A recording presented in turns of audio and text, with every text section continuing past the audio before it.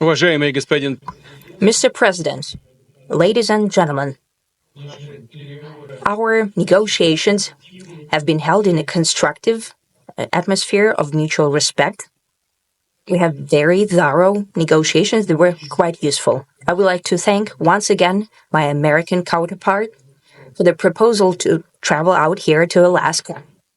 It only makes sense that we've met here because our countries, though separated by the oceans, have close neighbors. So when we've met, when I came out of the plane and I've said, "Good afternoon, dear neighbor. Very good to see you. In good health and to see you alive." I think that is very neighborly. And I think that's some kind words that we can say to each other. We're separated by the Strait of Bering, though there are 2 islands only between the Russian island and the U.S. island. They're only 4 kilometers apart. We're close neighbors, and it's a fact. It's also important that Alaska has to do with our common heritage, common history between Russia and the U.S., and many positive events have to do with that territory. Still, there is tremendous cultural heritage back from the Russian America. For example, Orthodox churches and a lot of more than 700 geographical names of Russian origin. During the Second World War, it was here in Alaska that was the origin of the legendary air bridge for the supply of military aircraft and other equipment under the Lend-Lease program. It was a dangerous and treacherous route over the vast emptiness of ice. However, the pilots of both countries did everything to bring closer the victory. They risked their lives and they gave it all for the common victory. I was just in the city of Magadan in Russia, and there is a memorial there dedicated to the Russian and the U.S. pilots. And there are 2 flags, the U.S. flag and the Russian flag. And I know that here as well, there is such a memorial. There is a military burial place several kilometers away from here. The Soviet pilots that buried there who died during that dangerous mission. We're thankful to the citizens and the government of the U.S. for carefully taking care of their memory. I think that's very worthy and noble. We'll always remember other historical examples when our countries defeated common enemies together in the spirit of battle camaraderie and allyship that supported each other and facilitated each other. I'm sure that this heritage will help us rebuild and foster mutually beneficial and equal ties at this new stage, even during the hardest conditions. It is known that there have been no summits between Russia and the U.S. for 4 years, and that's a long time. This time was very hard for bilateral relations, and let's be frank, they have fallen to the lowest point since the Cold War. I think that's not benefiting our countries and the world as a whole. It is apparent that sooner or later we had to amend the situation to move on from the confrontation to dialogue. And in this case, a personal meeting between the heads of state has been long overdue. Naturally, under the condition of serious and painstaking work, and this work has been done in general. Me and President Trump have very good direct contact. We've spoken multiple times. We spoke frankly on the phone. And special envoy of the president, Mr. Witkoff, traveled out to Russia several times. Our advisors and heads of foreign ministries kept in touch all the time. And you know fully well that one of the central issues was the situation around Ukraine. We see the strive of the administration and President Trump personally to help facilitate the resolution of the Ukrainian conflict. And his strive to get to the crux of the matter, to understand this history, is precious.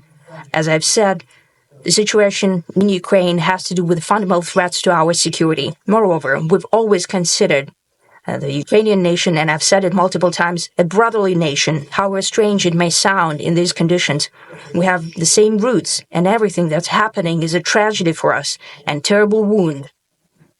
Therefore, the country is sincerely interested in putting an end to it.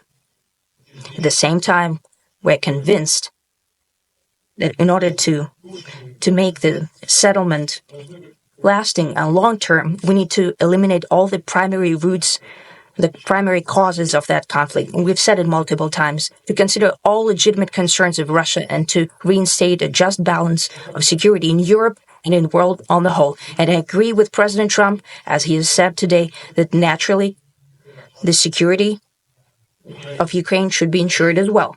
Naturally, we are prepared to work on that. I would like to hope that the agreement that we've reached together will help us bring closer that goal and will pave the path towards peace in Ukraine. We expect that Kiev and European capitals will perceive that constructively, that they won't throw a wrench in the works. They will not make any attempts to use some backroom dealings to conduct provocations to torpedo the nascent progress. Incidentally, when the new administration came to power, bilateral trade started to grow. It's still very symbolic. Still, we have a growth of 20%. As I've said, we have a lot of dimensions for joint work. It is clear that the U.S. and Russian investment and business cooperation has tremendous potential. Russia and the U.S. can offer each other so much in trade, digital, high-tech, and in space exploration. We see that Arctic cooperation is also very possible, and our international context, for example, between the Far East of Russia and the West Coast of the U.S. Overall, it's very important for our countries to turn the page, to go back to cooperation. It is symbolic that not far away from here, the border between Russia and the U.S., there is a so-called international date line. I think you can step over, literally, from yesterday into tomorrow. And I hope we'll succeed in that. In political sphere, I would like to thank President Trump for our joint work, for the well-wishing and trustworthy tone of our conversation. It's important that both sides are result-oriented, and we see that the President of the U.S. has a very clear idea of what he would like to achieve. He sincerely cares about prosperity of his nation. Still, he understands that Russia has its own national interests. I expect that today's agreements will be the starting point, not only for the solution of the Ukrainian issue, but also will help us bring back business-like and pragmatic relations between Russia and the U.S. And in the end, I would like to add one more thing. I'd like to remind you that in 2022, during the last contact with the previous administration, I tried to convince my previous American colleague the situation should not be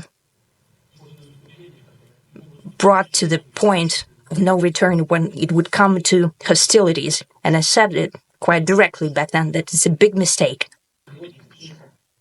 Today, when President Trump saying that if he was the president back then, there will be no war. And I'm quite sure that it would indeed be so. I can confirm that. I think that overall, me and President Trump have built a very good, business-like and trustworthy contact.